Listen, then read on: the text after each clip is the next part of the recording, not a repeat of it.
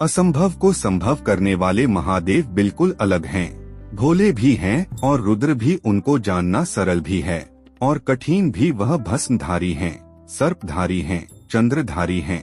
वह अन्य देवताओं की तरह आभूषण और वस्त्रादि नहीं धारण करते हैं।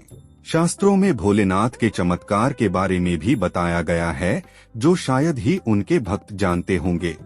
महाकाल शिव की महिमा अपरंपार है। उन्हें प्रसन्न करने के लिए किसी खास प्रयास या पूजा पाठ की जरूरत नहीं होती, बल्कि सच्ची श्रद्धा और पूरे मन से किया गया प्रयास आपको भोलेनाथ की कृपा का पात्र बना सकता है। शायद यही वजह है कि अपने भक्तों के लिए महाकाल ने काल तक को भस्म कर दिया था। नमस्कार दोस्तों, छोटका बाबा चैनल पर आप सभी का स्वागत है। आज हम आपको ऐसी घटना से वाकिफ करवाएंगे जिसमें भगवान शिव ने खुद आकर की अपने भक्त की रक्षा। तो वीडियो को लाइक और चैनल को सब्सक्राइब जरूर करें और हाँ, कमेंट में ओम नमः शिवाय जरूर लिखें। चलिए शुरू करते हैं।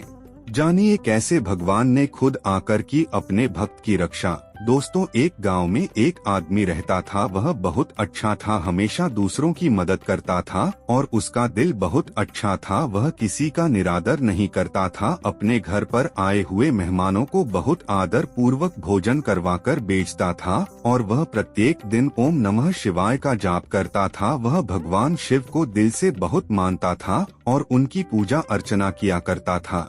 उसके काम अच्छे थे, यह देखकर भगवान भी उस पर बहुत प्रसन्न थे और भगवान उसका हमेशा साथ देते थे। उसके साथ उसके बच्चे, उसकी पत्नी भी उसके साथ भगवान की पूजा किया करते थे। एक दिन की बात है, वह आदमी बहुत बीमार हो जाता है और उसके घर वाले उसको हॉस्पिटल में लेकर जाते हैं।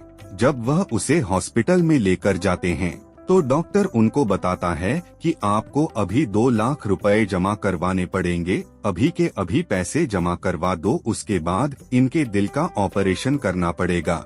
लेकिन दोस्तों, उनके पास इतने पैसे नहीं होते कि वह अभी के अभी जमा करवा दें। तो वह बहुत घबरा जाते हैं। वह सोचते हैं कि ऐसी स्थिति में सिर्फ एक भगवान ही हमारी मदद कर सकते हैं और उसकी पत्नी मन ही मन में ओम नमः शिवाय का जाप करने लगती हैं। ऐसा देखकर उसके बेटे को गुस्सा भी आता है कि हमारे साथ इतना बुरा हुआ है। मेरा पिताजी मरने की हालत में है और मेरी माँ फिर भी भगवान को ही पुकार रही है, लेकिन इसके अलावा उनके पास कोई और रास्ता भी नहीं होता। वह बहुत परेशान होकर हॉस्पिटल के बाहर खड़े हो जाते हैं। तो कुछ देर बाद एक डॉक्टर उनको बुलाने के लिए आता है कि आपको अंदर बुला रहे हैं। जब उसका बेटा अंदर जाता है तो वह बड़े डॉक्टर से मिलता है और वह डॉक्टर बताता है कि तुम्हारे पिताजी का ऑपरेशन हो गया है और वह अब बिल्कुल ठीक है। उनका ऑपरेशन बिल्कुल ठीक ठाक हुआ है। तुम्हें अब घबराने की जरूरत नहीं है। कुछ समय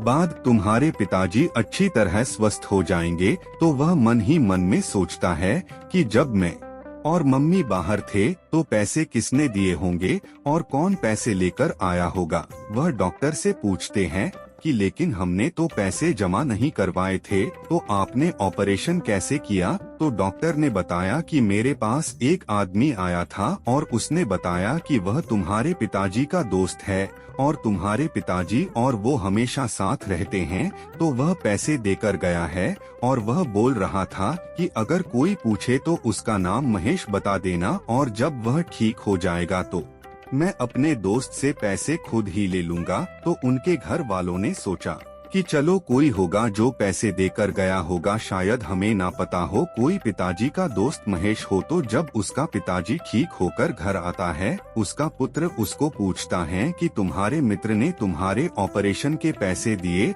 और वो तुम्हें दोबारा मिलने नहीं आया। तो उसने पूछा कि कौन से दोस्त ने पैसे दिए। उन्होंने कहा कि उन्होंने अपना नाम महेश बताया है और उन्होंने डॉक्टर को पैसे दिए थे और डॉक्टर को बोला था कि बाद में मैं मिलने आऊंगा तो पैसे ले लूंगा। तो दोस्तों, वह बताता है कि मेरा तो कोई भी दोस्त महेश नहीं है। महेश नाम का मेरा कोई दोस्त नहीं है, ना मैं महेश नाम के किसी आदमी को जानता हूँ। तो दोस्तों, ऐसा सुनते ही उसकी पत्नी समझ जाती है कि जरूर खुद भगवान ने आकर हमारी मदद की है।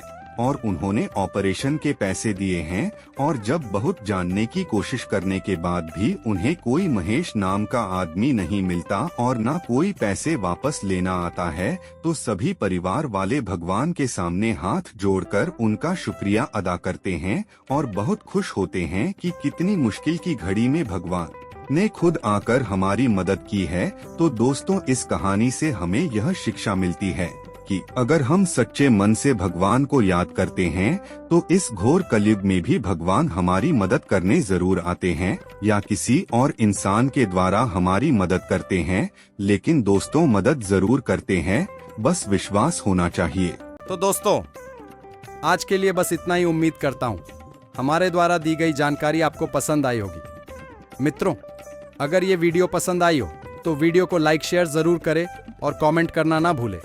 दोस्तों, अगर आपने हमारा चैनल सब्सक्राइब नहीं किया है तो सब्सक्राइब जरूर करें। और हाँ, लास्ट तक देखने के लिए धन्यवाद।